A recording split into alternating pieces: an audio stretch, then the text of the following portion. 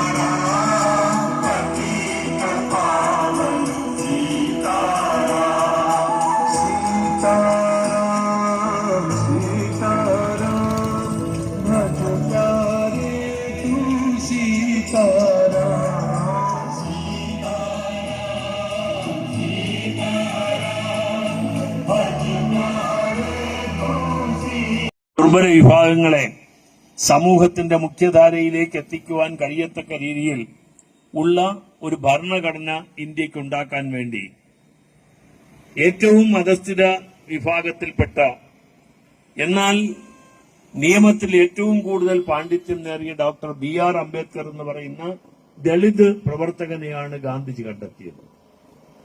ഗാന്ധിജി അത് കണ്ടെത്തുമ്പോൾ പറഞ്ഞത്, ഇങ്ങനെയുള്ള ദുർബല വിഭാഗങ്ങൾക്ക് അവർക്ക് ആവശ്യമായ സൗകര്യങ്ങളും സഹായങ്ങളും ചെയ്യുന്ന ഒരു ഭരണ സംവിധാനം ഈ രാജ്യത്തുണ്ടാകണം എന്ന് പറഞ്ഞുകൊണ്ടാണ് അദ്ദേഹം അംബേദ്കറെ ഈ ഭരണഘടന ഉണ്ടാക്കാൻ ഏൽപ്പിക്കുന്നത്. ആ ഭരണഘടനയിൽ പ്രധാനം